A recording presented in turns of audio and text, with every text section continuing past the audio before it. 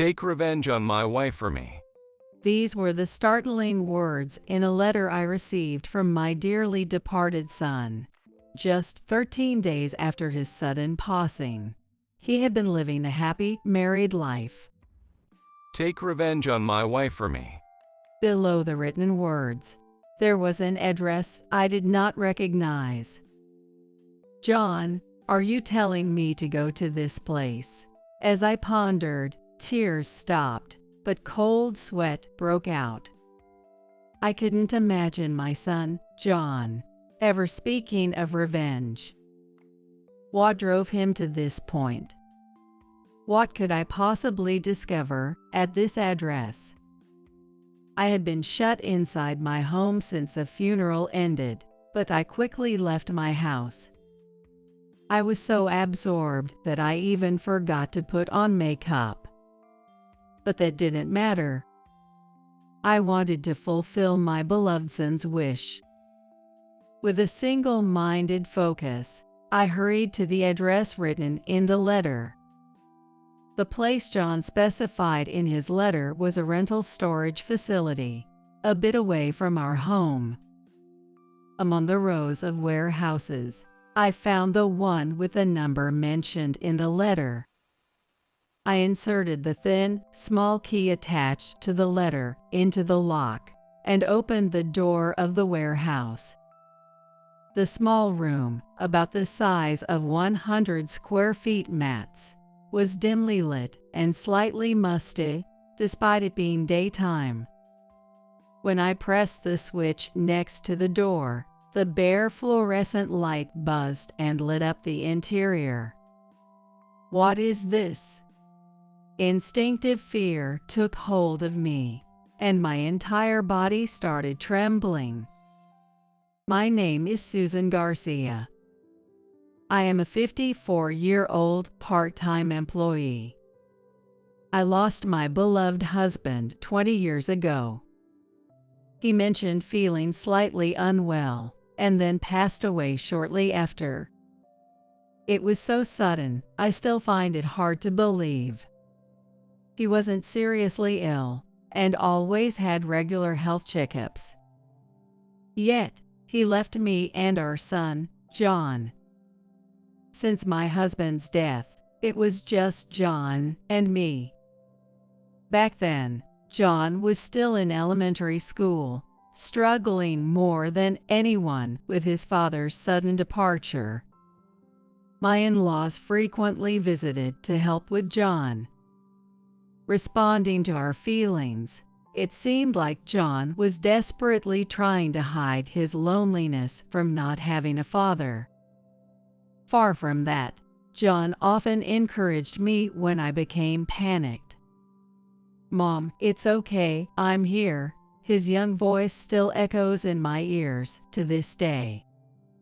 After losing my husband, I started working part-time to raise John, trying to forget the sorrow with the busyness of daily life.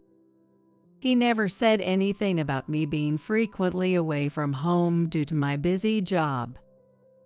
Despite being lonely himself, he never complained and continued to encourage me. I gradually overcame my grief, responding to John's support. During his high school years, John began working part-time to help with our finances.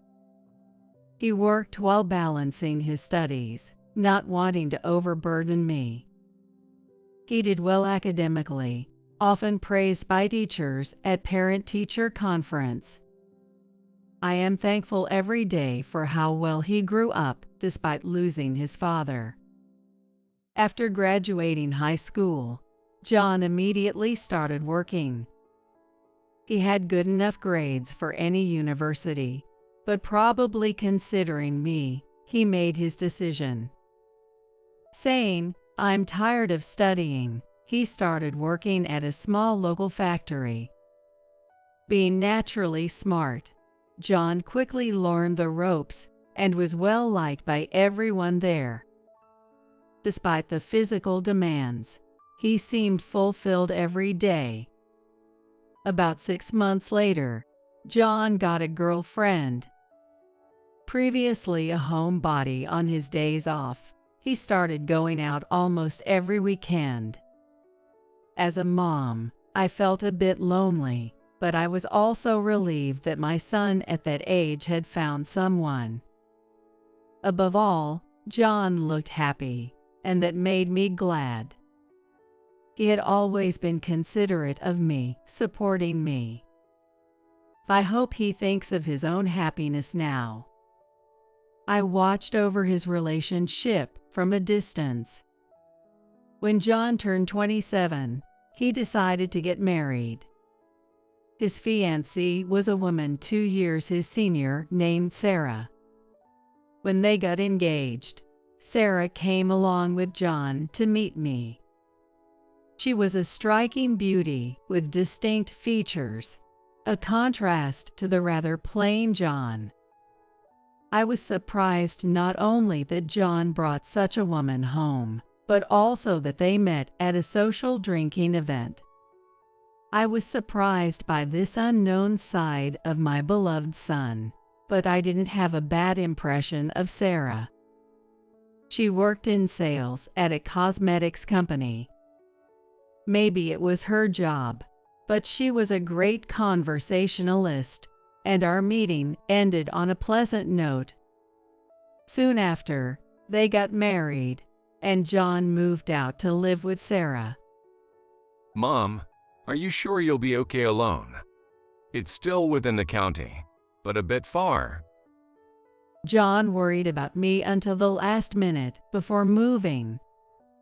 Sarah too seemed concerned about me living alone, and there was serious talk about us living together at one point. I appreciated their kindness, but I couldn't burden John any further. I politely declined their offer and celebrated their new life together. John still visited me often, but he started to lose weight, seemingly stressed from his job change. He chose a new job closer to Sarah's workplace, but it seemed to be tough on him. Unlike the small factory, the unfamiliar sales job was probably causing him stress and affecting his appetite. Haven't you lost weight? It's good to work hard, but it's serious if you ruin your health. Every time he came home, I would say that to John, but he would just reply, I'm fine, with no intention of changing jobs. I assumed his job was the only stressor, but it took me a while to realize there was more to it.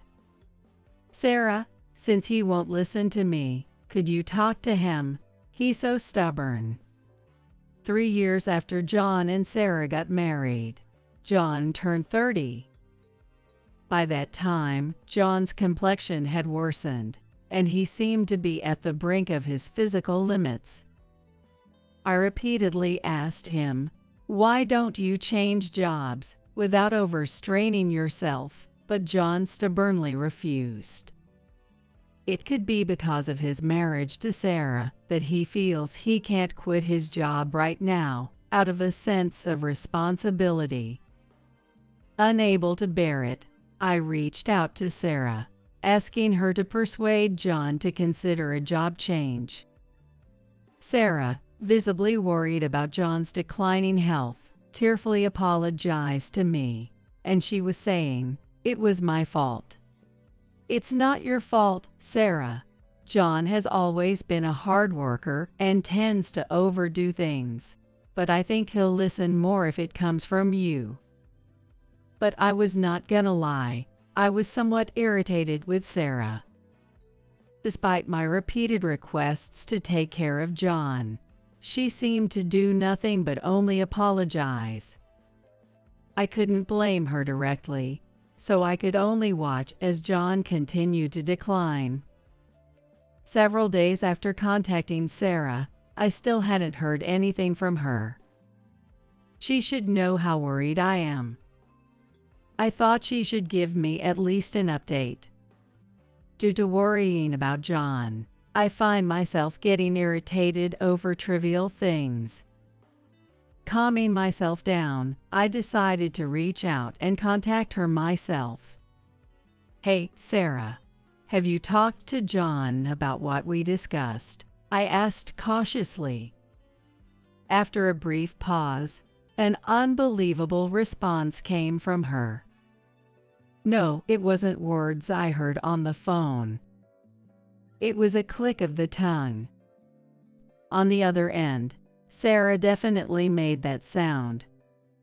"I'm sorry, Susan, but I'm also busy with work. I'm keeping a close eye on John's health. Aren't you being a bit overprotective? If he says he's okay, then he must be okay." Sarah retorted with irritation.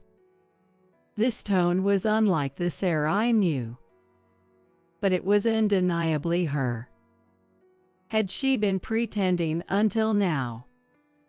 Stunned into silence, I heard Sarah regain some composure. "Sorry, I'm just worried and getting frustrated too." Despite her attempts to smooth things over, my guard against her didn't drop. For the first time, I sensed danger from Sarah. John might be in danger with her. An awful premonition raced through my mind, but with John himself saying nothing, I couldn't interfere in his affairs with Sarah. He was due to visit in a few days, so maybe I should ask him more directly then. Could he be troubled by something other than work? Some serious issue in his marriage? As Sarah pointed out, I might be a bit too overprotective. But if it's just a conversation when he comes to visit, that should be okay. Just to listen, after all. I managed to calm my racing heart and waited for John's visit. But my decision was a grave mistake. One I would regret for the rest of my life. It happened so suddenly. "Is this Mrs. Susan, John's mother?" The call from the police gripped my heart painfully. A dreadful feeling pierced me, and I nearly fainted. It can't be. Before the officer could even state their business, my mind raced with the worst scenarios. Part of me desperately denied it, yet somewhere there was also a feeling of resignation. I didn't want to hear any more. Fighting the urge to hang up, I nodded. As expected, they informed me of John's death. He had taken his own life. "Please, stay calm." They kept saying, but I dropped the phone. I was in such shock, I forgot to even cry, standing dumbfounded. "Why, John?" I repeated his name over and over, as if broken. How much time had passed?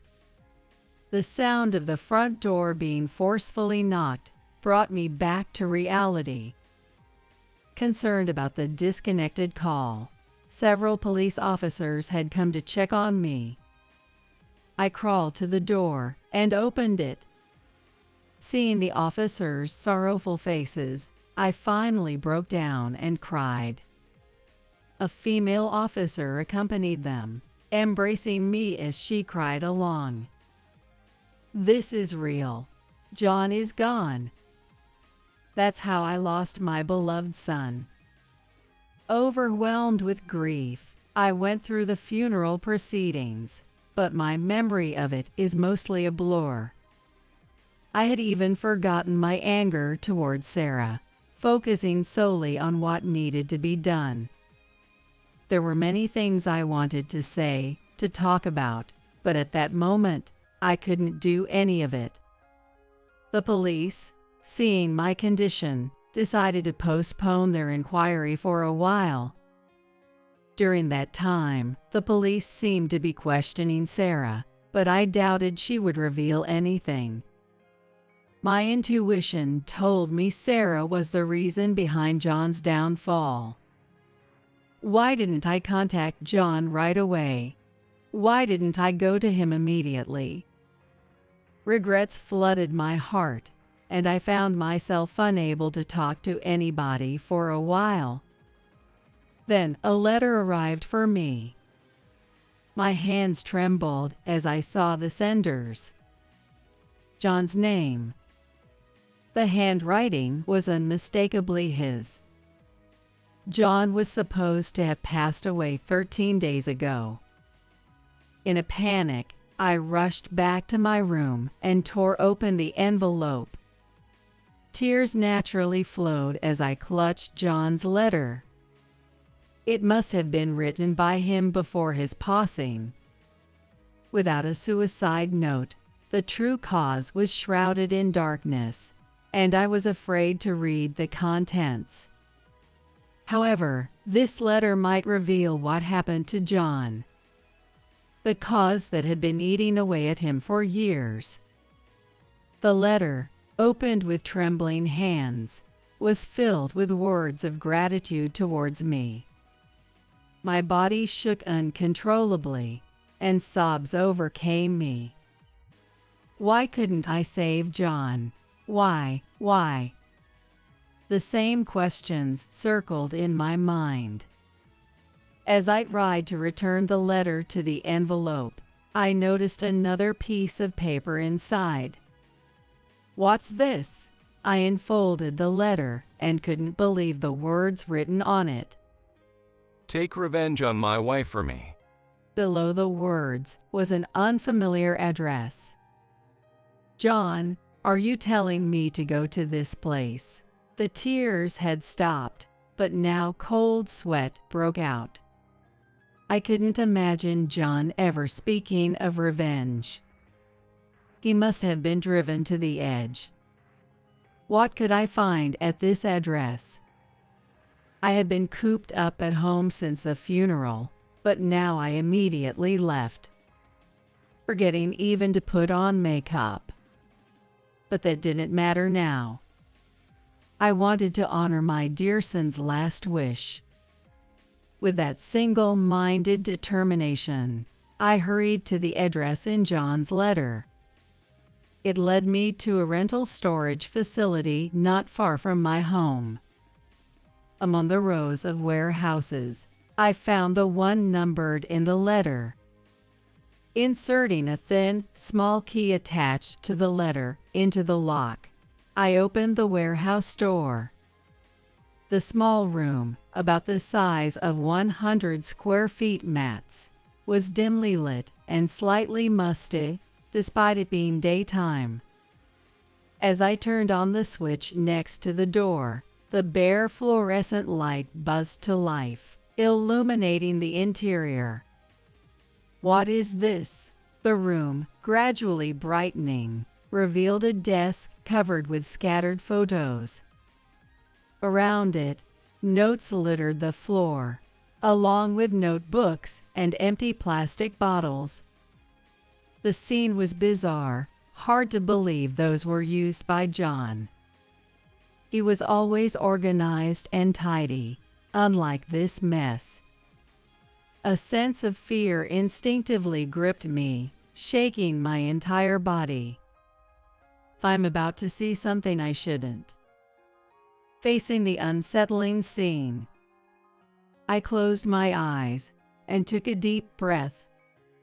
When I finally looked at the photos on the desk, my eyes fixated on them. There was Sarah, not alone but holding hands intimately with an unknown man. Looking at the other photos, each one captured those two together.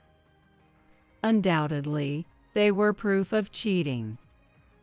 As I had suspected from the letter's words, Sarah was the cause of John's stress. There might have been some stress from work, but unquestionably, it was Sarah's actions that drove John to end his life. While trying to calm my trembling body, I frantically started going through the notes and notebooks. The notebook, in fine handwriting, detailed dates and times, what Sarah said to John, and how she treated him. February 13th at 2:30 p.m. She called me useless.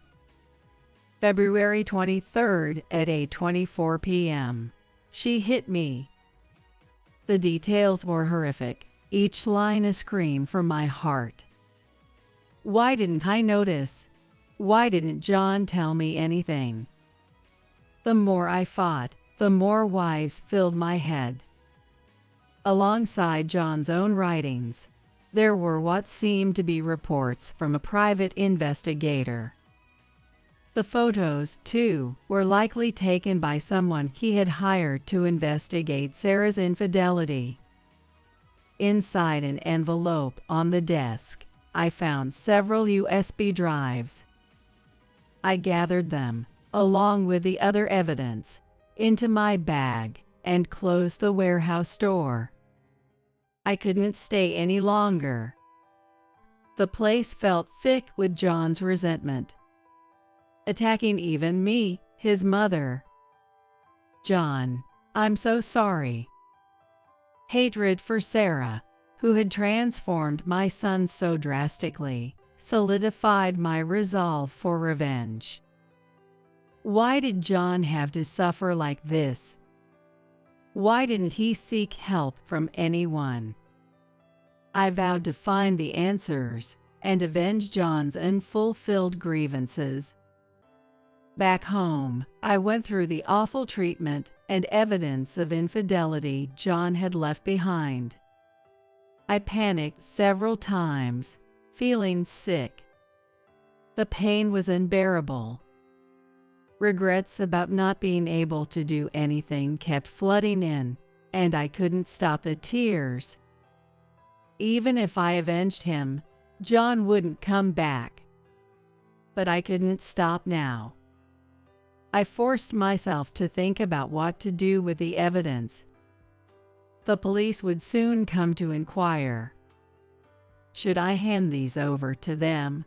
No, that seems too lenient. John had taken his life, tormented by Sarah and her lover's betrayal. What should I do to ensure John rests in peace? Just then, the doorbell rang, signaling a visitor. Was it the police? Looking at the intercom camera, I saw a familiar face. Hello, it's Johnson. The young man on the camera was Johnson Smith. Johnson is John's friend since high school. I opened the door, and Johnson's face was the awkward face. I invited Johnson inside and led him to John's room. Johnson took out some sweets from his paper bag and gazed at John's photo. He prayed intently for a while, then turned back to me. His face had changed from earlier. It seemed like he had made some kind of resolution.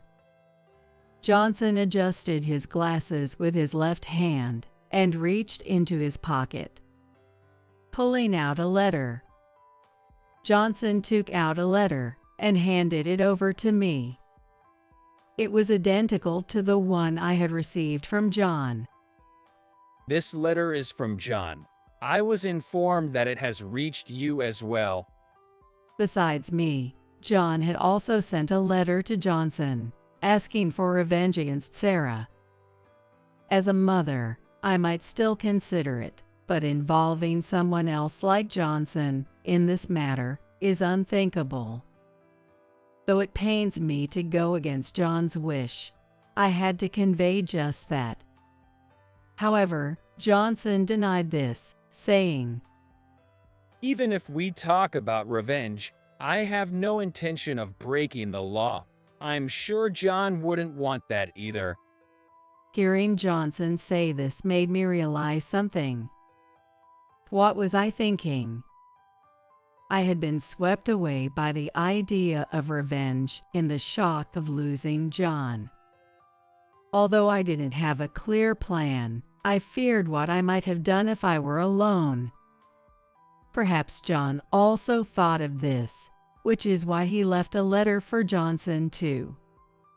At the funeral, I handed it to you, but let me do it again. Johnson continued, taking out a business card case from his pocket. The card he gave me had Johnson's name and his work details. I couldn't talk to you in detail at that time and just handed you my business card rather abruptly. Thinking back, I indeed received his business card at the funeral.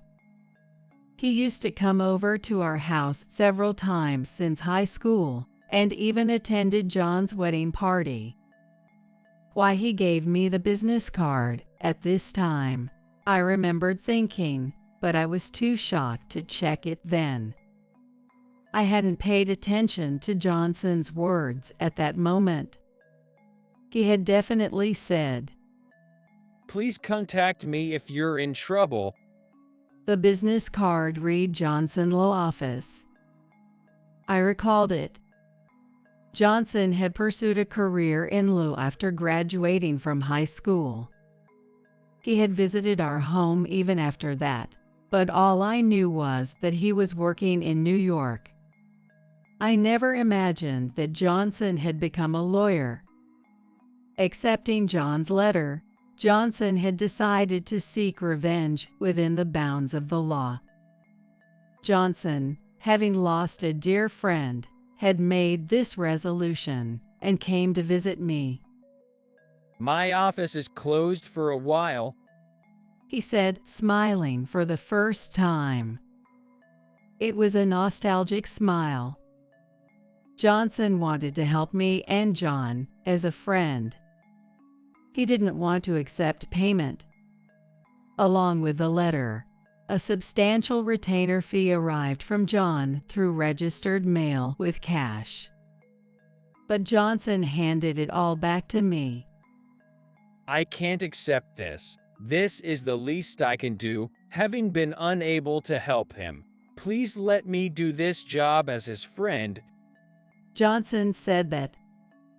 I hastily stopped him and decided to keep the money for the time being. Not only I but also Johnson had struggled with our inability to save John. So I should consider Johnson's feelings as well. I told Johnson about the contents of John's letter and the items I found in the storage. But let's take a break for now. You must be tired from the long journey. Shall we have some tea first? Johnson might be feeling the same urgency, but we had found a strong ally in each other. That was true for both of us. We needed to calm down first. Feeling this, I decided to welcome Johnson as my son's friend. As Johnson looked through the documents I handed him, he let out a deep sigh. This is tough. He said, a statement that could be interpreted as either a remark to me or a spontaneous utterance. The man Sarah was having an affair with was named Brian Taylor. According to the notes left by John, it seems that Brian, too, knew John. Brian had been threatening John repeatedly to break up with Sarah and had continued to harass him. Johnson, being knowledgeable in law, stated that Brian was as guilty as Sarah. Even if they denied the affair, there were photos and evidence left by John. This should be enough to build a strong case. As a lawyer, I can't do much in court, but I do have the knowledge. Holding the two people responsible for pushing John to the brink would mean the end of Johnson's role as a lawyer in this matter. That's because he has no intention of defending those two. Then the next step would be to organize the evidence John left behind and submit it to the police. Also, demanding a significant amount in damages from them would be part of the plan. We will submit what John left to the police and bring those two to justice. Johnson affirmed, as if convincing himself. He needed to say this to maintain his composure. I explained to Johnson that the police were scheduled to question me soon. With all this evidence, Sarah and Brian would face some punishment, no matter what they say. However, I desperately wanted to talk to Sarah directly. As John's mother, I felt it was my duty to confront her. I told Johnson that I wanted to talk to Sarah without revealing the existence of the evidence. Johnson readily agreed, saying, "Of course." Once Johnson submits the evidence to the police, there might be no more chance to talk to Sarah. The police could come to me at any time. The time left must be short. I decided to go to Sarah's house immediately. Sarah showed a look of confusion when I suddenly visited her without any prior communication. She must have thought I was still recovering from the shock of the funeral. She had shown her true nature over the phone before, which must have made her feel guilty. She must have been internally panicking about what I would say. "I've heard everything from John. He is never coming back, but apologize right now. Apologize to John." Seeing Sarah leading a normal life even now, my patience reached its limit. I realized I was speaking before I knew it. What are you talking about? Why should I apologize to John? What did I do? Sarah's face froze for a moment in shock, and then she became hysterical. Her reaction told me she had been restless these past weeks. She has been constantly worried about when her committed sins would be exposed. She reacted sensitively to my words because she couldn't deceive me. She might be able to deceive the police during questioning since they don't know the truth, but she can't fool me. "I've heard everything from John. Your affair with a man named Brian, all the terrible things you've done to John. It's all your fault. You took John away from me." I carefully chose my words and confronted Sarah. As expected, she became more agitated. I don't know. I haven't done anything." Sarah covered her ears with her hands and shook her head. Her mental state had already been shattered. My visit completely broke her. She collapsed on the spot, crying and repeating, I'm sorry. "Why didn't I realize this sooner?" If she was this weak, she might have changed her attitude towards John if I had been stronger. Thinking about how such the person had tormented John made me feel empty. I called Johnson right there and told him everything that had happened. Johnson chose to explain everything to the police right there.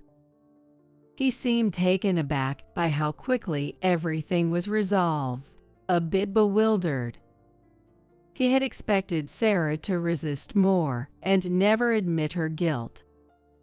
However, the outcome was unexpectedly straightforward. It later became clear that Sarah had never considered that John would take his own life. She thought her harassment would lead John to initiate a divorce. Without evidence of the affair, she believed there was no need to pay alimony, and she intended to deny the affair altogether, claiming Brian was just a friend. It was a crazy plan, but both she and Brian believed it would work. John, out of love for Sarah, had not sued based on the evidence he had gathered. John was hoping for remorse and a severing of ties with Brian. He had been gathering evidence. But it seems that the realization dawned that this wish would not be fulfilled. He could have taken revenge himself, but John was so cornered that he couldn't make sound judgments. He couldn't bring himself to sue Sarah. Unaware of John's kindness, Sarah continued to push him to the edge. Following Johnson's call, the police arrived promptly, and Sarah, along with Taylor, was subject to another round of questioning. The evidence left by John soon exposed their crimes. Sarah, since then, hasn't been able to speak properly. Even after being found guilty and sent to a police hospital, she remains in a state of shock. This story became news, quickly spreading the crimes of Brian and Sarah across the nation. They were recognized as the cause of John's death. Johnson's efforts ensured a flawless claim for damages. Unsurprisingly, Brian lost his job. His crimes became known among his company and friends, leaving him completely isolated. Even if he re-enters society, he will have to continue paying the alimony and remain a subject of rumors for his grave misdeeds. They committed such grave crimes. Sarah remains unwell, with no hope of recovery. Constantly repeating, "I'm sorry," and unable to sleep without medication. The guilt of the two was revealed, and they faced justice according to the law. However, John will not return. Did we fulfill his last wish? After ensuring the conviction of the two individuals, Johnson decided to return to New York. Thank you for everything. I don't know if we completely honored John's feelings, but we tried our best, he said with a somber expression. Having a friend like you, John, was fortunate. Thank you so much, I replied with deep gratitude. Johnson, slightly flustered, responded, I just did what I could as his friend. Please, no need for such formalities. With a smile, Johnson walked away. Without him, I might have lost my composure, driven by anger. He managed to stay calm and bring them to justice, hiding his own turmoil. Although Johnson wasn't looking at me anymore, I continued to watch his retreating figure for a while. Later, Johnson started a volunteer organization to help people with various legal troubles, providing relief without financial concerns. His inability to save John must have been incredibly frustrating. To this day, he continues this work alongside his job, helping many people. Just a few weeks ago, he came by to see me again.